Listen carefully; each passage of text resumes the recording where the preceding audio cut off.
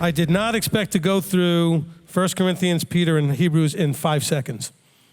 And I'm glad I actually pasted in my notes those verses so I could read them without even having to take the time to look it up, because we were running out of time on the clock there. So I hope this is making sense. I hope this is starting to really clear up some things and give you this is not necessarily supposed to be new revelatory stuff, although for some of you it probably is, but to give you a more depth of understanding as you read things so that you put things into context. And again, this is part of what I want you to see when I teach, is that you can certainly take these verses and just read like John 14:15, if you love me, guard my commandments. But if you don't start in verse 1, you really don't understand what he's trying to tell them. He was trying to tell them not only if you love me, and he wanted you to know who the me was and where this was coming from. And that's why you have this whole thing with him and Thomas. With Thomas, and he's going, if you knew the Father, if you knew me, you would know. This relational stuff. Because and only then can you understand verse 15. If you don't understand the Father and have a relationship, and understand the Son and have a relationship according to the way they desire it. By the way, I haven't said this in a while, but you need to remember that whether or not you have a relationship with him is determined by what he thinks, not by what you think. Okay? You don't get to decide that you have a relationship with him according to what you think that looks like.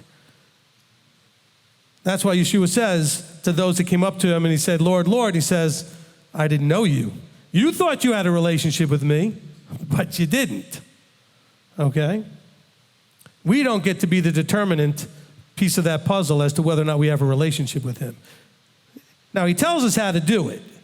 And if you do what he says, you can feel confident that you have that relationship. Just keep that in mind. All right, this is called the Afterburn. And as always, I did a little mini teaching before mentioning that. Sorry about that, but I just have more things that just want to come out when I have to look at the clock and stop. One of these days, we'll just do a marathon. I'll just keep going. We'll do like 3 parts in a row. We'll just pause for a second, and then we'll do the next part and the next part. And Marty's thinking, please don't do that. Okay. I'll have like a 5-hour teaching to edit. We'll just do like a marathon. Well, theoretically, that's what a lot of the Jews would do on Passover night. They would just recount the journey and the story and talk about it all the way until morning. The Shema of the morning prayers, right? And that's one of the things that's in all the Jewish Haggadahs, that was something they did. Or maybe we'll do it we can do something on Simchat Torah, something we never celebrate. The joy of the Torah, it's a Jewish-made holiday, but when they turn this Torah scroll back, okay? Which is traditionally done the day after Shemini Atzeret. Of course, we're always traveling and, we don't get together for that, but, Simchat Torah, Simchat Torah means the joy of the Torah, the love and the joy of the Torah. And that's when they take the scroll back. By the way, we are getting closer to buying the scroll, okay? So, of course, buying it doesn't mean we'll have one right away. I'm not sure if we're going to find one that's already made or if we may have one made for us, okay? I would love it to be one that's made just for us, okay? So it's a special scroll that was just made for us, and nobody else had it, and it's just very special and uniquely ours, okay? It's more expensive that way, but, it's something that I would love to do. By the way, and if those of you would like to contribute to the Torah Scroll Fund, we actually have a special bank account for that. If you make donations that say Torah Scroll on them, we put them in that fund. So we don't promote this very often because we'll buy it when we can, and not just when there's enough in the fund. If the general fund has enough, we'll just buy it anyway, but we do have some money there. Anyway, so this is the Afterburn. So if you have comments or questions about the teaching, okay? And I told you I was excited about the teaching today. I really was excited about going into John 14 and just breaking that down in the depth that we got to do it, and also getting to Genesis 22. I just love that. When I saw that, I was like, oh, that's so, as Manny likes to say, oh, Yahweh's so good. And he is. He's so good. And he puts in these really cool things in there. And so I wanted to share that with you. All right, so if you have a comment or question, you can raise your hand and come up to the mic. And like I said, you can just pull the mic out of the stand and just hold it. And if you're online, Rob and Kurt are taking the notes down of the comments or questions. Try to keep it to today's teaching if you can, or at least the 2 parts that we're talking about. General questions that I triggered by things that I said in the teaching but really weren't about the teaching, about the Ruach or Father and Son or some of those things. First, go listen to the teaching I quoted you. But it's 11 parts. It's 55 parts. Well, so what? Do you want to know or you don't want to know? I mean, we need to stop being intellectually lazy. Okay? Because I've had people call me up and want an answer, and I'll still send them to the teaching first and say, call me afterwards if you still have questions. They're like, no, just tell me. I said, no, I'm not going to shortchange you. To give you a 15-minute answer is not fair to you when it took me 11 hours to answer the question. Okay? So stop, well, I don't know if I want to commit to that. Don't commit to that. Listen to part 1. It may inspire you to listen to part 2. And then you might go all the way to the end of it. Okay? Father and Son is what, 11, I think, or something like that? That's not that bad. What else you got to do with your time that's so much more important than listening to teachings and studying the Word? Okay? You can cut back on binging Netflix. Okay? Binge the teachings instead. I mean, I give them to you free. I don't charge you for them or anything. All right, so, Steve, you wanted to come up? See, I had a couple different things, but I want to... You got to put that right, aiming towards your mouth. A couple different things. I'll start from the back instead of the front, because you stopped at love in 1 Corinthians 13, but I don't know if I misheard. I didn't stop there. I went all the way to Hebrews 5. Is love without correction isn't love. So can you explain how if we have the misunderstanding of love without correction, then we're missing the love we should be getting? No, we're going to cover that in a part in the future. No, I don't mean no. I know. Okay, but when we're going to read where it talks about that, like a father, Yahweh, will correct those he loves, right? So we will deal with correction and love in this teaching. All right. But we're not there yet. All right. And then the other part was in 1 John, John 14:2. It says, where I go to prepare a place for you, makes me think that just because he's prepared a place for me doesn't mean I'm in. That's right. He's prepared a place for you doesn't mean there. And by the way, it also doesn't mean the place he prepared for you is someplace you go. Like as in the heavens. I mean, you're going to go be with him wherever that place is. Don't assume you know where that place is. Okay? Because that's something else that Christianity has given you. I've go to prepare a place for you so that you're going to go there where he is now. But if you read Revelation, which by the way, we are going to have some verses in Revelation in this teaching. But when you get to Revelation, that comes here. That place he prepared, the new Jerusalem and the new heavens and new earth, etc., comes here. Okay? So that's important that we get that noted. All right, who's next? It's my height. There you go. It's already set to your height? Yeah. There you go, perfect. Okay, so I had an interesting connection today. In John 7:19, when he says, did not Moshe give you Torah, yet not one of you does Torah, why do you seek to kill me? And it says the crowd said, you're crazy, you have a demon. Right. Who wants to kill you. And in the context of what you always teach, when he says, why do you seek to kill me? Me would be Torah, truth, way. So literally, Excellent. We're not just trying to seek to kill him, but, he's saying you don't do Torah. Why are you trying to kill it? Amen. Amen.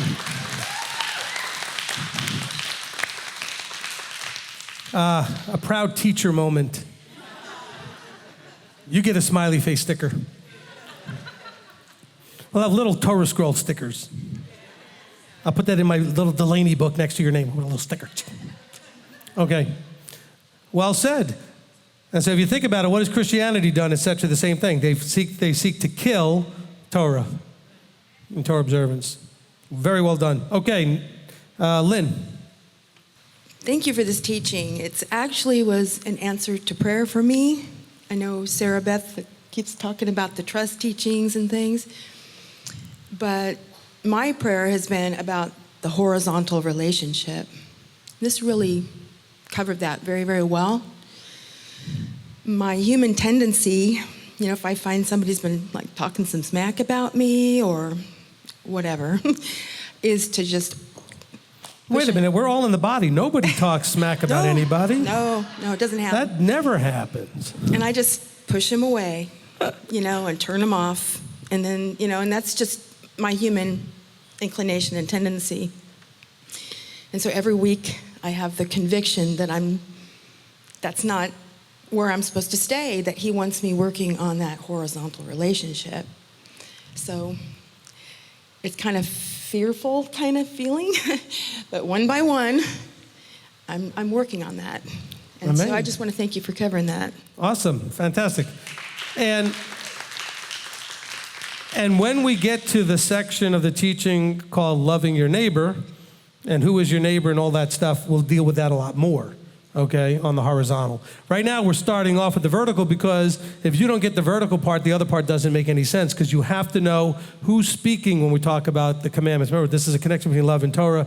And so we start by dealing with the things that will be either challenging for you or people will challenge you with, which is, that was all done away with. We just have to do what Messiah said. But if you don't know what Messiah said is the Father's words and where that all goes back to the old, you missed the whole point. So we started with that, and we do start dealing with a little bit of the horizontal already, but we're going to deal with it a whole lot more when we get to the second. Right now we're dealing with the first of the two great commands, and then we'll get to the second in a lot more detail. All right, anybody else here? Comments or questions? Okay, Jana? Thank you for this teaching. You're welcome. Praise Yah, it's his teaching. Try not to be emotional, but I personally have been struggling with when we ask Abba for things, my journey here and everything. He may not answer with, okay, here's a house or here's a job or whatever, and open up all the doors. And sometimes I personally could have gotten frustrated or, want to give up or get mad or whatever. But what you covered or what we read today in John 14, verse 3 is, if what we ask in Yah's authority honors the Father, can I ask you to elaborate in the fact that, my heart wants certain things like for my kids and for me. It's not necessarily saying that they're bad things. It's just maybe that it's not the right timing. Is that correct? Well, it may also be that he's still waiting for you to do the things you need to do. There's things we want for our families and want for our children's, and maybe the thing that's slowing it down is our own personal growth in our going out and doing what we need to do to provide those things. Okay? Since you've been here, you have grown. We've all watched you grow, and we're all very proud of that. But you have to reach a certain point, and at each point that you reach, you're able to do more and provide more. And so just because you can't now just simply means that you haven't reached the level where you can. And right. So, just keep plugging away and keep plugging away, and you'll get there. But if you want a good thing, he wants you to have the good thing. He just may need you to be patient with. Look, he let Israel stay in Egypt for quite a little while. Okay? So, asking for the same thing as far as my children are concerned.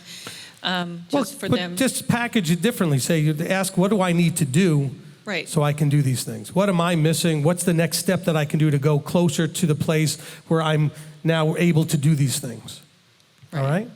And then another side point. It's like, look, let me intro. So it's like, for example, you want to become, we'll just pick something that takes lots of different schooling. Let's say you want to become a doctor. Okay? Well, the first thing you have to do is graduate high school. Then you got to go to college. Then you got to go to med school. Then you got to go to internship. Okay? There's a process before you finally get to be a doctor. Right. All right? So you don't just get to say, I want to be a doctor, and then you're a doctor. Well, I want to provide all these things for my kids. I want to have my own property. I want to have, my own, give them a house with maybe a backyard or whatever it is that you want, right? Right. Or your ability to pay for their college or something, whatever it is. Well, maybe the job you have now doesn't provide that, but you can't go from the job you have now to the job that provides that without making maybe some steps. Right. Or changing, re-educating yourself with certain skills or different talents and stuff that you can find ways to do these things.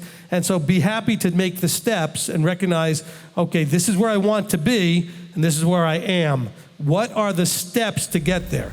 Most of you, I'm pretty sure most of you have made long journeys by car. And in doing so, you've probably looked at the map and said, where are some logical places for us to stop along the way? Because I'm not going to make it from here to there in one shot.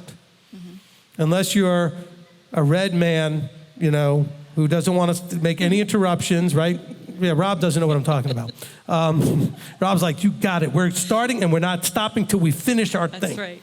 Okay, but most of us will look at a long journey and say, okay, we're going to have to stop somewhere, at least to have meals, So we got to know where the towns are, where they maybe have places to go, whatever it is. So the same thing, with your journey. You want to get to that place from where you are. You want to go to this place where you're providing certain things for your children. Okay, so I can't make that leap necessarily. Well, some of you might be only one step away. And maybe you can because you've already made some steps. So figure out how many more steps might there be. Get counsel about it. Yep. All right? But as far as asking, keep asking for the wisdom and discernment so that you can make the decisions, which is why you were created to do, is you're created to make the decisions. Amen? Correct. Okay. Just another quick thing that stood out to me is 1 Corinthians 13, verse, I believe it was 6, where you talk about if you love Torah, you're not going to be easily provoked. That was really encouraging to me, especially dealing with my ex-husband. I've been easily provoked in the past, and just learning that if I'm walking in Torah and doing what I'm supposed to be doing, then I won't be. I'll be able to handle it. So thank you again for the teaching. Okay, so the verse that we're looking at also is verse 165 of Psalm 119, which says, great peace of those loving your Torah. Okay? And for them, there's no stumbling blocks. So if you have great peace, you're not going to be provoked. That's right. Okay? Remember something I said a long time ago also, which was, if you were offended by just what just happened, you are not mature enough to handle what happened. Oh, that one hurts. If whatever just happened offended you, then you were not yet mature enough to handle it. That's all of us. Okay, I wear that t-shirt like anybody else. Okay, because those who are selfless are not easily offended. Okay, because it's the self that's offended. Well, you offended me, you hurt me, the me part is the problem. You take the me part out of it, there's nothing to be hurt, there's nothing to be offended. So you got to get the me part out of the equation. Okay, go back and listen to Developing the Character of Yeshua, where I talk about the two trees, and then after I talk about the two trees, I talk about a selfless person is not offended, cannot be, all these things. I list what selfless people, there's a little section on that in the notes, okay? Developing the Character of Yeshua. All right. Who's next? Okay, come on up. And just introduce yourself to everyone. Shabbat shalom, everybody. Well, you could just take the mic out and hold it. It'll be easier than bending down there. There you go. Okay, thank you, Rabbi, so much for this. And your name is? Thank you. Trish. Hi, Trish. Hi, I'm sorry. That's okay. Thank you, Yahweh, for this teaching, because it helped me understand, like where in Scripture where he talks about your works are like filthy rags. And in the church, they tell us, that if you pray to Jesus, your prayers are answered. So in the name of Jesus, if my prayer is ended in the name of Jesus, then anything that I ask for would be given to me. What is revealed to me today is that even those bracelets that they have, what would Yeshua do? They say, what would Jesus do? What would Yeshua do? It shows me that... Okay, you can't talk with your hands. I know, I'm Jewish. I know how that's like. Okay. That's why I wear this. See, I wear this so that I don't have to worry about my hands. But, okay. So even in that bracelet, it would say, what would Yeshua do? Right. And it would be like, today for me, it's like, what would Yeshua do? Yeshua kept Shabbat. Right. When you say the steps, if I want to go to a college or whatever, and there's steps that I have to take, before I would sit there and I'd think, okay, what kind of steps are you trying to tell me that I have to take? Can you just tell me the steps, right? Well, it's the Shabbat, it's the feasts, those are the steps. And now that I understand that as long as I walk according to the way that Yeshua walked, the character that Yeshua walked, whatever I ask for is given to me. Amen. Amen. Thank you. You're welcome. And look, that's why we have the teaching called What Did Yeshua Do? Because that was, by the way, inspired, 19 years ago whenever I first did it. Okay, not the one that you hear now, but when I first originally did that teaching, because everybody was walking around with those WWJD bracelets. Okay? This is like, probably 2000 or 2001 when I did the teaching originally, and something like that. Anyway, and so I said that's where they missed the point. Okay? But if you want to know what Messiah would do, look at what he did. Then you'd know what he would do. He would do the things that you see him doing. And if you ask the way he would ask, to bring esteem to the Father and not for selfish gain necessarily and all those other things, he said, sure, I'll do those things. But I'm also going to answer it in my way. If you ask for something now that you need to go through a process in order to receive, you may still receive it down the road if you endure through the process, but he's going to tell you, yes, I'll give it to you when you get there. So keep going on the path, and I will give you what you asked for. I'm just not going to give it to you now because you're not ready for it now. If I give it to you now, either you'll mess it up, or it'll spoil you, or it'll enable you, or in some way, it will derail your progress. I'm not going to give it to you until you are ready for it. Okay? So when you ask for something like a house, it doesn't mean you're not ready to own a house. It may be that you're not ready for all the other things that come with that, whatever. You understand what I'm saying? And if you start asking and then receiving miraculously things right away, you're not going to go through the necessary struggle that keeps you motivated to do what you need to do. Then it becomes enabling. It becomes too easy a path. That's why we have all these spoiled human beings out there acting in such childish ways that you watch on the news every day. Because there is no chastisement. There is no, correction. That's all gone out the window. People say, well, why doesn't the government do this or this one? Because if they do anything, that's going to just cause a different problem because people get all mad at them for doing something. You can't win. They're mad at you if you do. They're mad if you don't. The old damned if you do, damned if you don't type of thing, right? Okay, so just realize that when you do ask, the answer still may be yes, but it may be not now. Just be patient. We'll get there. Okay, who's next? Okay, live stream. Okay, from Olivia and Janet Hoffman. Hey, their computer must be working this time. Man, you guys are fast on the trigger when it comes to, you guys have it ready, typed out, just hit enter as soon as we get to that part.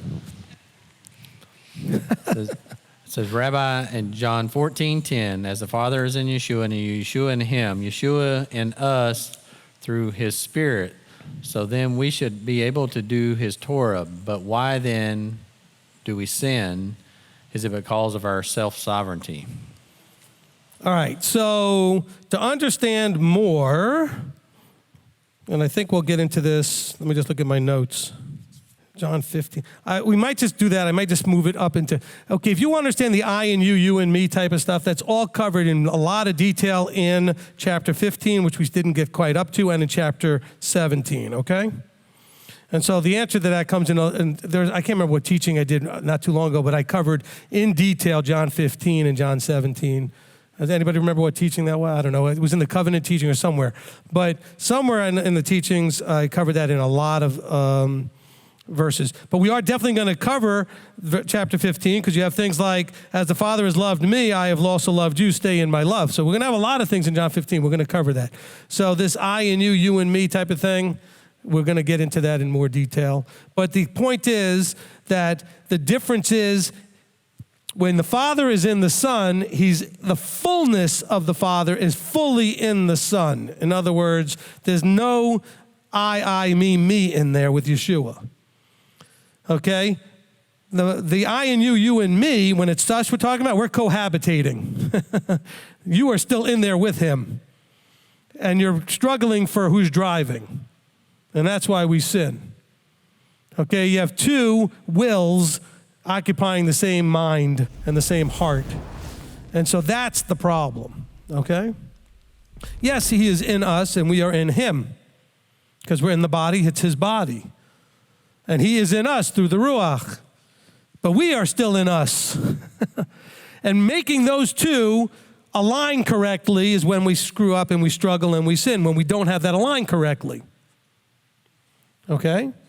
Let him drive and you won't sin. You drive and you might sin. Not will, but you might. Okay? Does that make sense? Hopefully that answers the question for Janet. I'm sure that was Olivier's question, actually. No, I'm kidding. We all know better. Okay, from Marianne, says question, I have a hard time retaining verses. I'm one who should be working towards the meat. Where should I study in the Torah and do what it says? Okay, look. I think I can answer this, in a fairly simple way. You need to know the verses. You don't need to know the addresses. Okay? We call it, I've heard people refer to as addresses, like John 14:15 is an address. Deuteronomy 8:2 is an address. Okay? You don't need to know the address of all the verses, but you have to know what he says. And then and the best way to know what he says and really understand it is by applying it. You have it be a part of you. How do you get that ingrained in you? Listen to the teachings more than once. Listen to it over and over again. Keep rewinding a part of it if you need that part to be better ingrained in you. Read a section of verses over and over again. You don't need to just read through a chapter or read through the whole book of something. Focus on a section until you have it so that you know it, It's a part of you. Even if you don't have the address of it, that's okay. All right? I knew that there was the verse in Psalm 119, and actually it didn't say what I thought it said. It didn't say they are not easily offended. It said, great peace of those who keep your Torah. Okay? And Rabbi Tom, though, who uses that verse a lot, he knew the address. But you need to know the information, even if you don't know where it says it. Okay? And the way that you do that is by repetition. We remember things by repetition, both by putting it in repetitively and by doing it repetitively. You understand Shabbat because you keep it. You understand the feast because you keep it. You understand kashrut because you keep it. You understand all of these different Torah commands by doing, because understanding comes through doing. Okay? Hearing is information. Doing brings understanding. Okay? Next question. Actually, let me interrupt again. I do this a lot, I know. Part of it had to do with study. I know the person was asking about study. I don't want to discourage you from studying on your own, but I want to discourage you from studying on your own. Okay? At least initially. All right? It's like in college, you're not going to be asked to make a thesis paper to show what you've studied and learned and that you want to put a point together until after you've basically finished the entire course of study. I'm not saying don't read. Read the word, meditate on the word. Study is a whole different idea because now you're trying to understand it so you can do it, so you can defend it, so you can teach it. That's what studying is about. These teachings I do are studies of the word. And when you watch or listen to a study that I put out, it's trying to accomplish those four things: understanding, doing, defending, and teaching. Don't you do that until you get that level of understanding. Learn, watch, learn from me. Let me disciple you. See how I do what I do. So don't you study first. And that's going to go around virally, and I'm going to be attacked as a cultic, whatever. I'm not telling you can't do these things. I'm saying that it's dangerous for you. Because that's when I run into people that are going to come and they found something and discovered something and came to their own understanding of something, and now they're all off in la-la land. Okay? Because they studied. Okay? You got to be qualified to study. All right? And so learn by studying the teachings. That doesn't mean just swallow everything I say or any teacher says. You study it. You look at the verses. You see if it's, what did Yeshua say? He said, go ahead and see if the words are Elohim's words. So you look at the word and you look at the teacher's quotes on the words and the way the teacher expounded on the word, and you see if it matches. And you let the Ruach help lead you and to help you have discernment as to whether or not that teacher is rightly dividing the word. However, it is dangerous for you to do this on your own when you're a child. I don't mean that in an insulting way. When you're new, okay? Well, I've been doing this 5 years, but that's like being a fifth grader. I'm not trying to be insulting. I'm not saying you're stupid. It takes a long time to unlearn, okay? You're a fifth grader at this. You're like a mega graduate student at the old stuff that you used to do. If you're 50, 60 years old and you spent, and you were baptized into Christianity in the 70s or the 80s, you were just so well indoctrinated, you got a hard task in front of you to unlearn all that stuff. You're not going to do that in 5 years. I've got people in this group that come up to me frustrated on a regular basis, but excited at the same time going, man, you just exposed another thing I thought I'd been rid of that I didn't get rid of. I thought I'd gotten rid of everything. Okay? It takes a long time to unlearn. That's why you're supposed to come as a little child. A little child doesn't have predisposed understandings that are going to hamper your understanding. So don't be offended by all this. Accept and be excited like a child. I'm a child, and with children have food prepared for them. They don't make their own food. Children have things provided to them.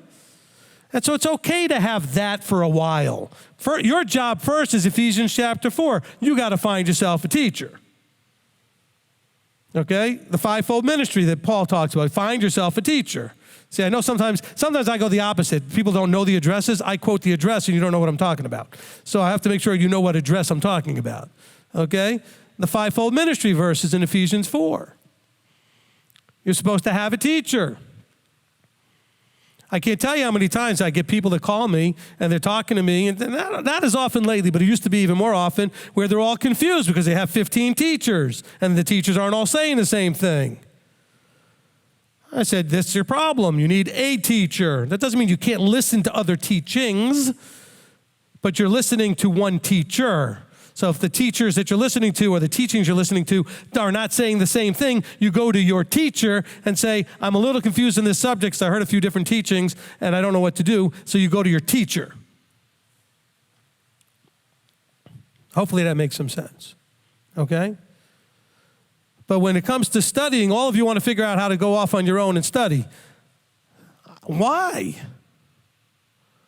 Okay, when I started out, all right, I came to this as a secular Jew with no understanding of anything. And I first came into a Torah-keeping, Sabbath-keeping church, all right? Worldwide Church of God at the time. You know what I did? I happened to be blessed. Abba made me as an assignment. Everybody had to have a little task in the church. So my job, you ready for this, was the tape library. So that meant I got to go home with 300 tapes to listen to every week. I was supposed to make copies for people as part of my job because I managed the library. People would borrow them and return them or whatever. But I had all the master copies. And so what did I do? I listened to all of them relentlessly to make sure I understood what these people were teaching. I didn't study on my own.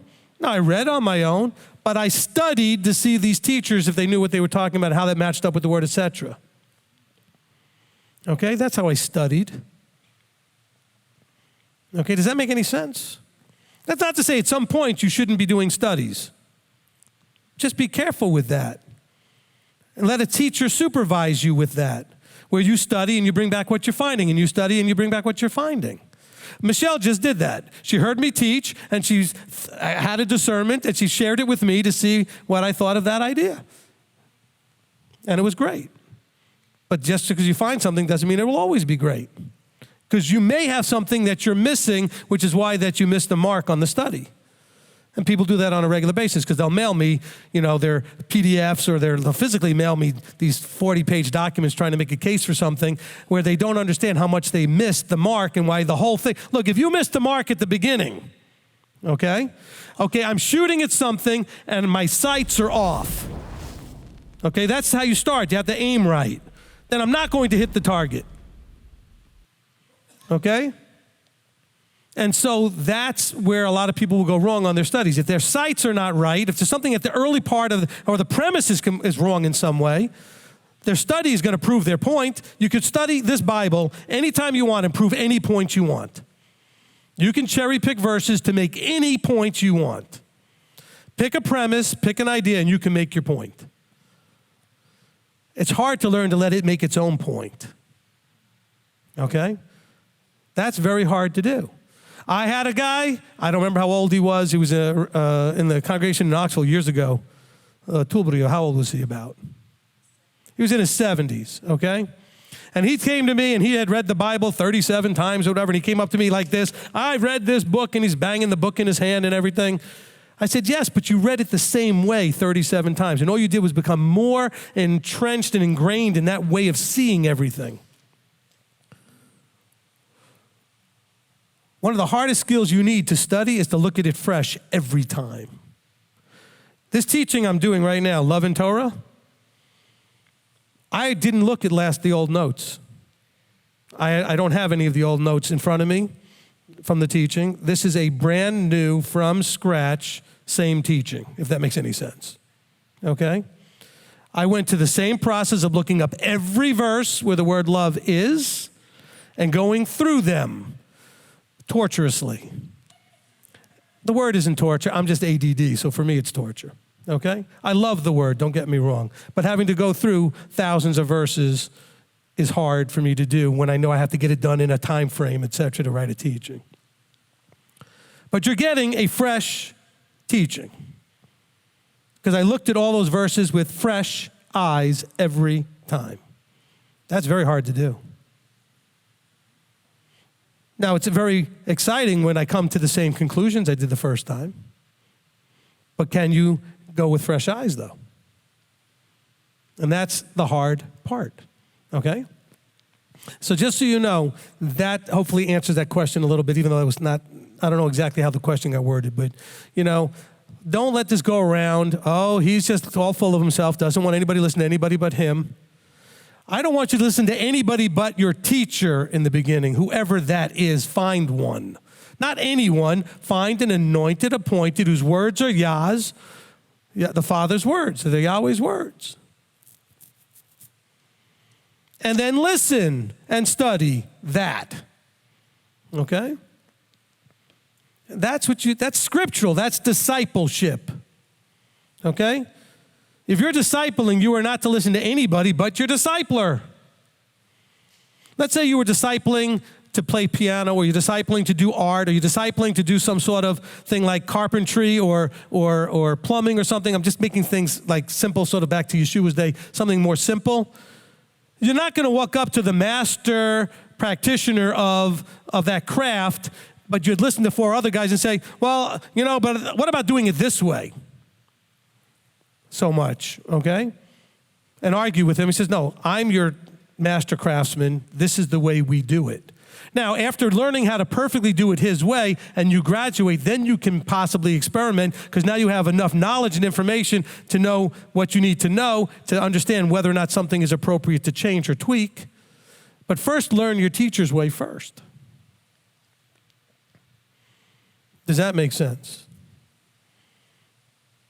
Because you're going to save a lot of time not reinventing the wheel over and over again. Okay? All teachers, if they're worth anything, want you to outgrow them. I don't know what the word is, okay? They want you to do what they're doing and more. Yeshua says, hey, I've done some great things, even greater stuff you're going to do. Okay? I'd love for you to be up here instead of me. But I don't want you up here till you can do at least what I can do. It doesn't have to be the way I do it. It's going to be your personality.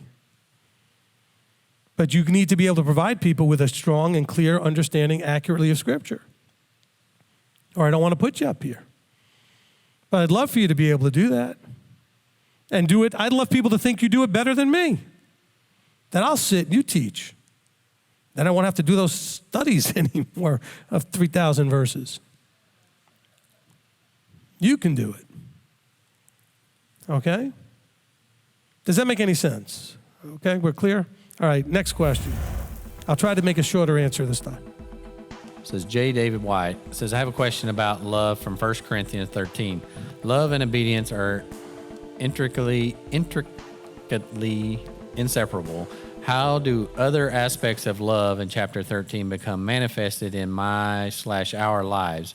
Are they related to obedience?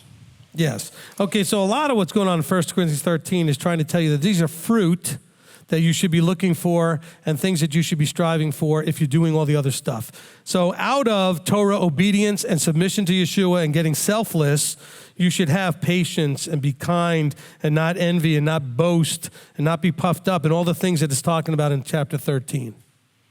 Okay? So it's not just obedience, it's about, this is the word that everybody they like it, but they don't understand how to do it. Submission. Okay? Through submission. And submission has to do with when you don't like it and you don't agree, but you do it anyway. So you can't submit unless you can trust, and trust has been the biggest problem. You know, several people in here have mentioned it. But it is the problem you see all the way to Genesis and all the way through to Revelation. Trust. You can't submit without trust. Okay? We need to submit ourselves to the Father, and we just don't do it because we don't trust enough. If we would fully submit, the fruit would come out of patience and kindness and being decent and not being provoked and all the other stuff that it talks about here. Endurance.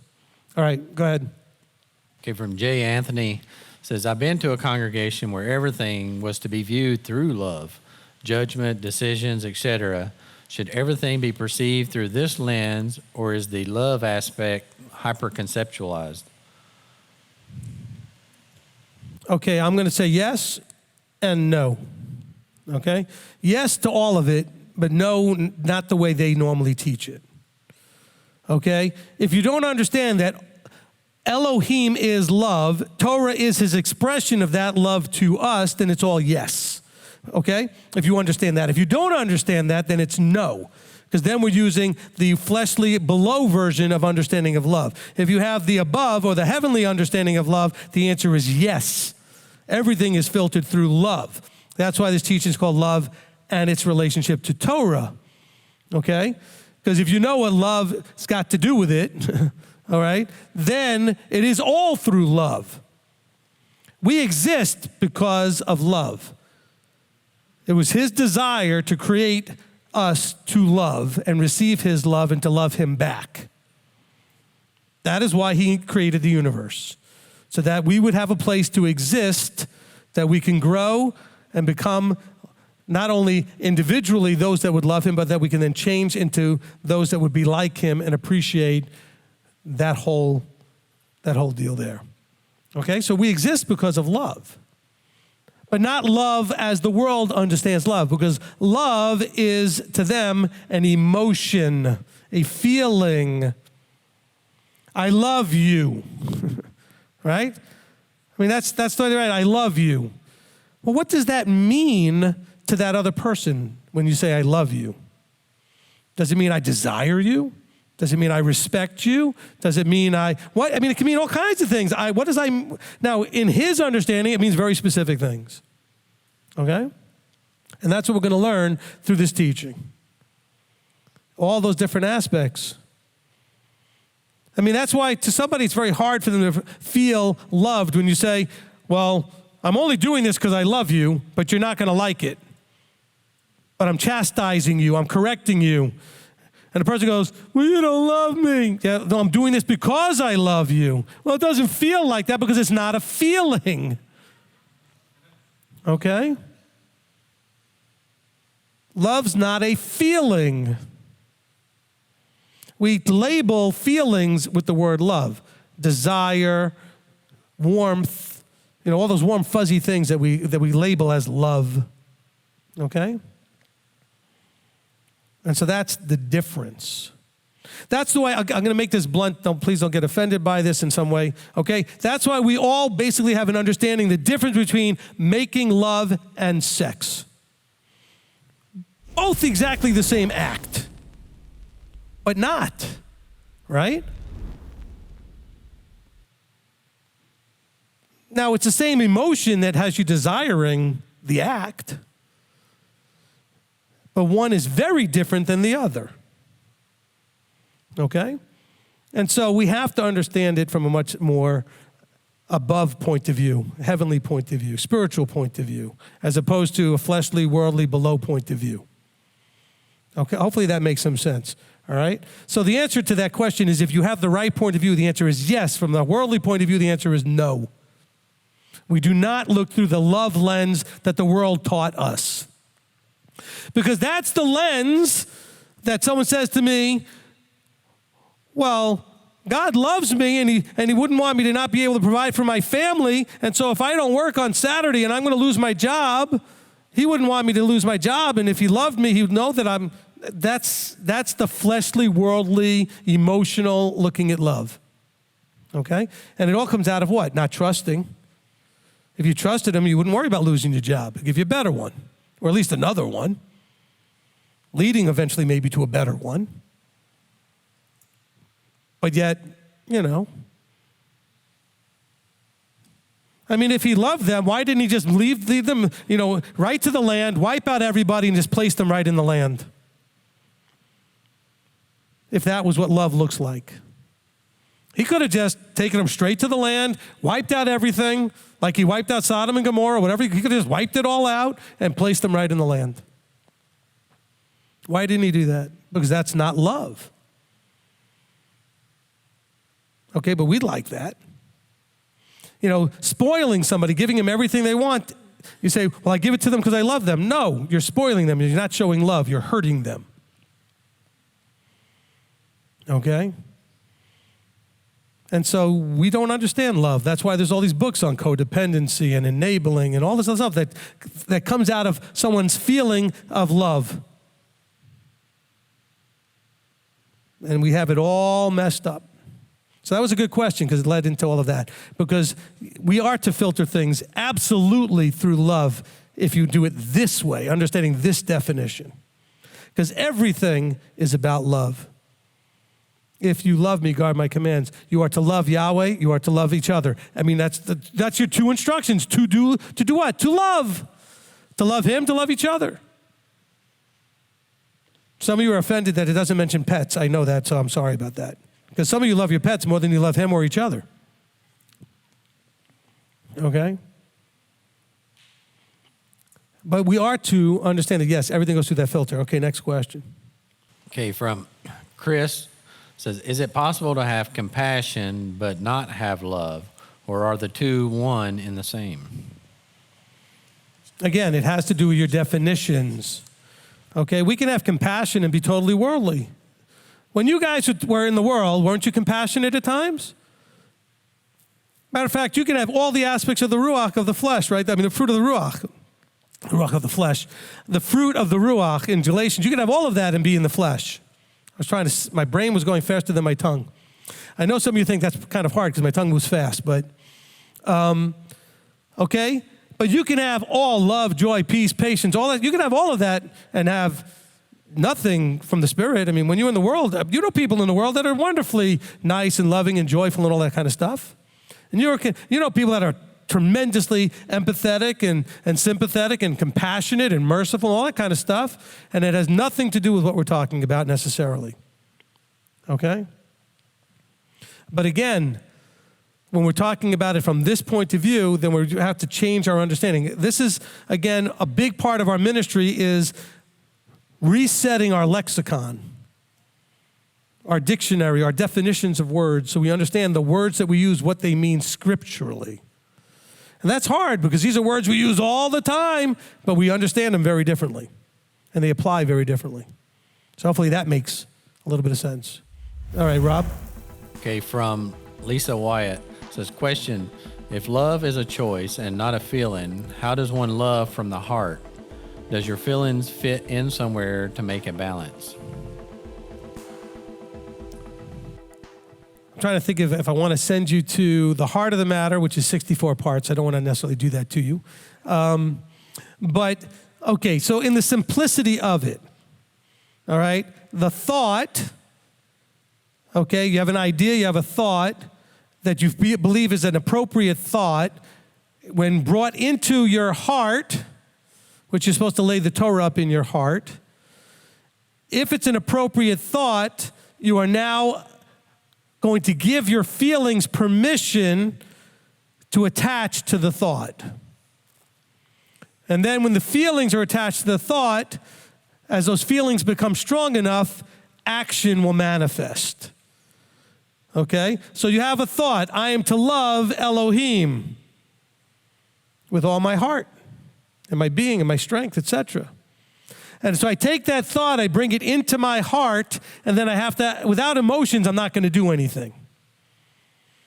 So then I have to have my emotions of desire. I have to desire that relationship. I have to want. Okay? Desire is a very powerful thing, wanting something.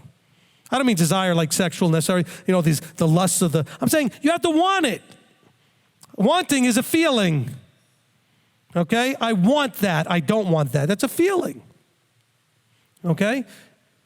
You crave something, you desire. So when you crave and desire that relationship and you allow that emotion to be attached to that thought, then the manifestation comes of the action. You can apply this to every area of your life, by the way. You want a better family, you want a better job, so take that thought, and if it's a good thought, put it in your heart and get strongly passionate about it. Okay? Strong desire, passion for something. You have to want it. I remember, it's sad to say that I learned a lot of things that I learned about how human beings act and everything from multi-level marketing classes. Okay? Well, I remember listening to tapes when I was a young teenager my father had from when he was in Amway. And one of the tapes was a great teaching on the reason you're not succeeding in your business is because you have a problem getting the want going. You don't want it bad enough. Whatever it is in life. And by the way, it was something I took that I could apply to anything. The person who was doing it wanted you to apply it to that particular multi-level marketing business. But I understood it to be, that's how you get anything in life. You have to want it. You've all heard where there's a will, there's a way. Well, in this case, there's a way that you need to put a will to. Yeshua is the way. Now you've got to have the will. He gives you the way. So you don't even have to do it the other way around. We do it backwards. We have to have the will, and then the way will be. By the way, if you want it bad enough, a way will be provided. So you guys all have a problem with your wants. We talk about the wants needs disconnect on a regular enough basis. Okay? But if you want something bad enough, it will manifest. You will have it. You will find it. In other words, by manifest meaning things will come together and then opportunities will be there. All right? But you got to want it. Okay? People often say that luck is preparedness and opportunity happening at the same time. You're prepared, and an opportunity comes up, and you think, oh, isn't that person lucky, or wasn't I lucky? No, you were prepared. When the opportunity came, you were able to take advantage of the opportunity. Okay? That's what it really is. So you want something, right? You crave it. You want it. You desire it.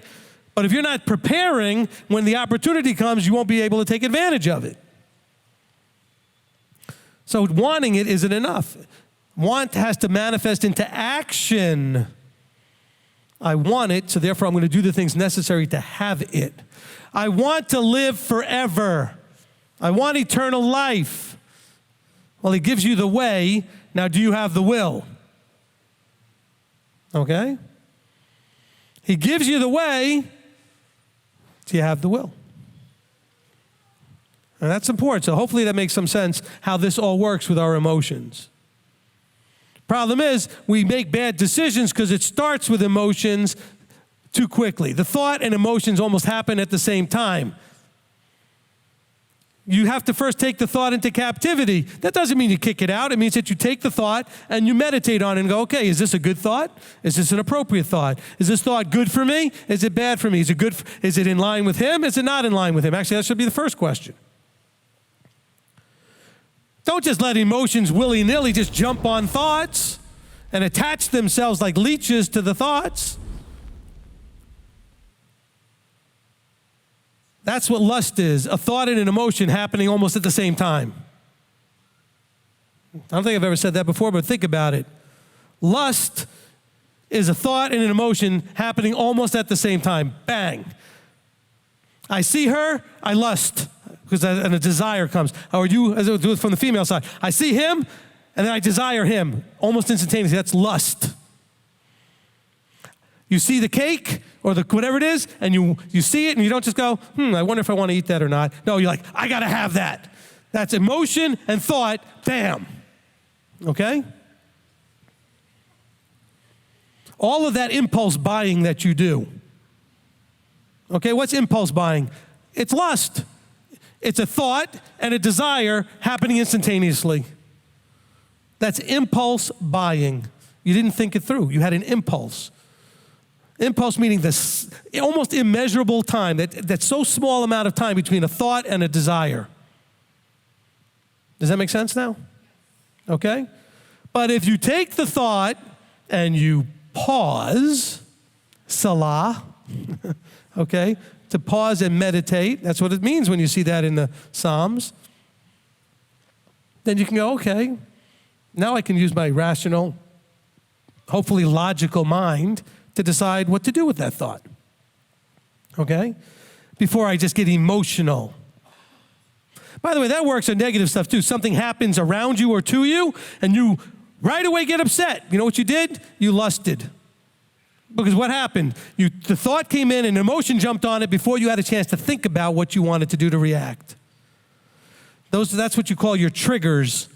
Triggers are emotional spaces where thought and emotion will trigger at the same time. Ooh, think about that. Okay, apparently group therapy just started.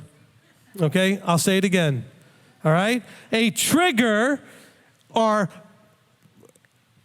how do I want to put it? Embedded, habitual emotion thought places where a thought will trigger an emotion instantaneously. Okay?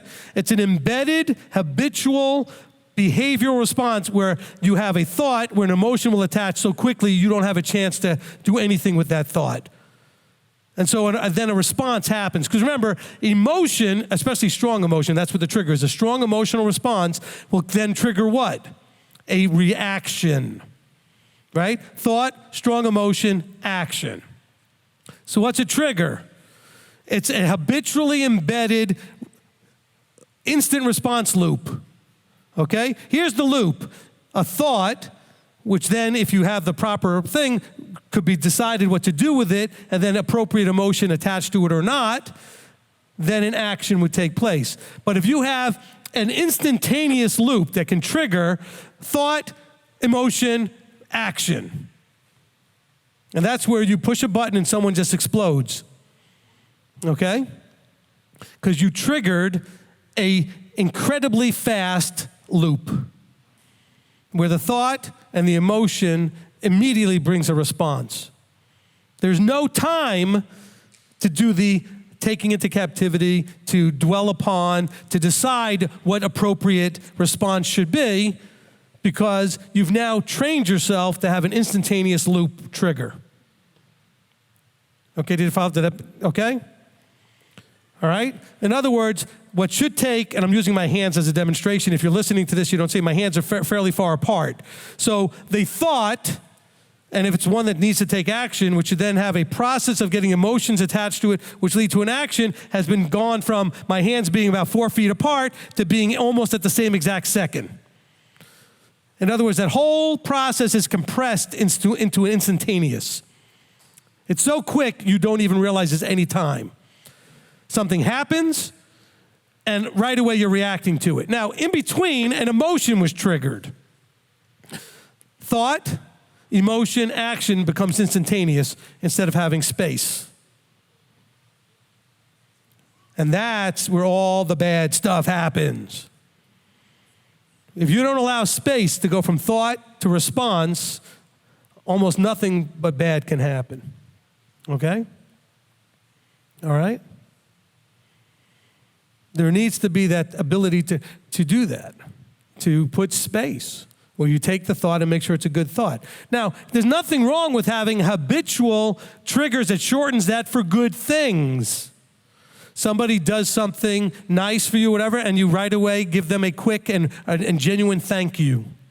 Or I appreciate that. You don't need to think a lot about, I wonder if I should thank them, and I wonder if they should appreciate, so there's right things that you should embed, but do that on purpose. Purposely train yourself. Okay? Janet's out there making all these notes for her next session with her clients. Okay. Purposely train yourself. Now, how do you do this? You can do this on purpose. I teach all of the people that counsel with me this technique. This is a technique all of you can do. And this is appropriate for today because all of you can use this as part of this, of the study of the Word. All right? The next time something happens, or if you know something that's recent enough that you can remember it and picture it in your mind clearly, detail by detail, like playing back a movie. Okay, like you have a DVR in your head. You could just play it back. Go ahead and play back a situation where you did not react the way you know you should have. That you're upset with yourself because you got triggered, okay? And this time, practice and rehearse your response being different. Okay?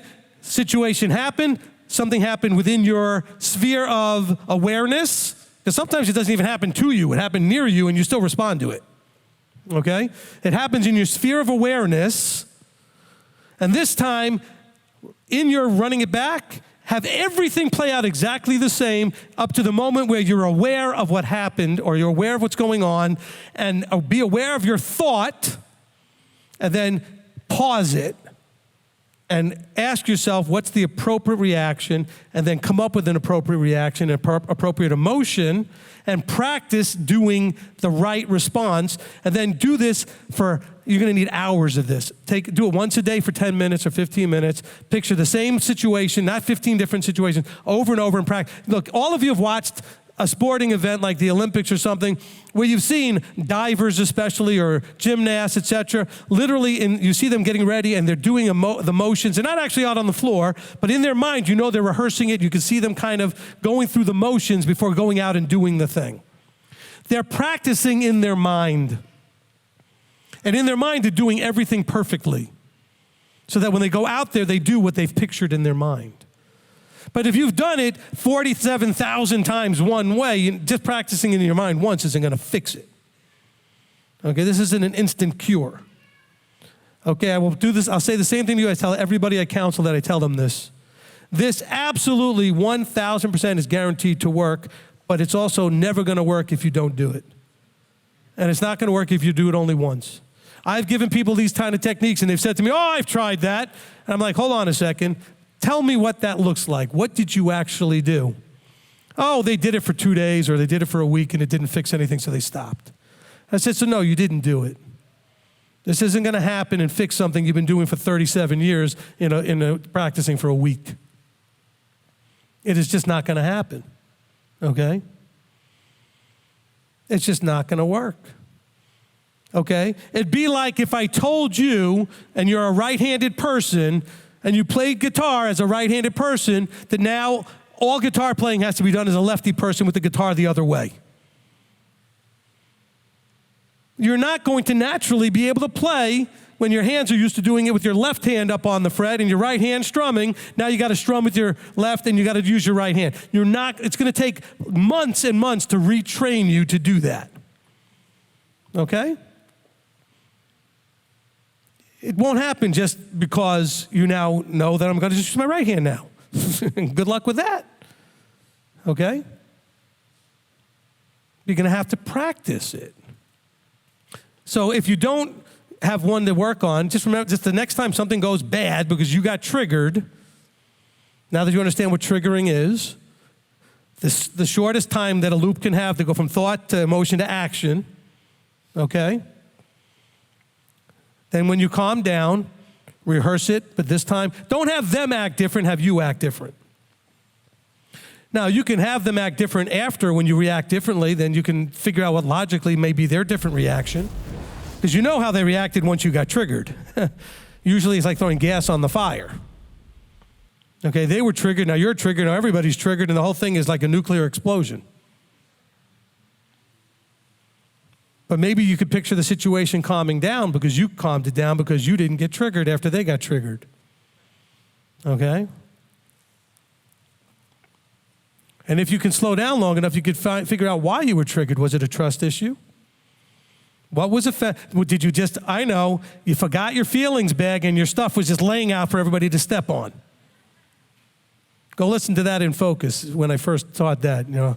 And by the way, I still believe it's terribly rude of you to leave your feelings all over the place for people to step on. Okay? It's like somebody walking around with their guts hanging out or something. That's gross. You know? Your feelings laying out all over the place. You know? Those are yours. They belong inside. And only let ones out on purpose when it's appropriate. Otherwise, they don't belong out there in the public to be stepped on by everybody. All right. Group therapy session over. Next question. Actually, we probably should just end it there. Are we good over there? Yeah, we're good. All right. I think that's probably a good place to end. Look, love is everything, okay? But only when it's the way he defines it and through his lens. And we struggle mightily to understand what love is and how to love each other. Okay, we tell people, oh, but I love you. All right, whatever. Okay, what does that mean? Doesn't mean anything unless, everybody's got a different definition of what it means and what it should look like. It's really tough, you know? So what's love got to do with it? Everything. Everything. And nothing, I guess, also, because if it's the emotional thing that we think of as we've always thought of, then that has nothing to do with it. Okay? It has absolutely nothing to do with it. Okay, so let's go ahead and close this out.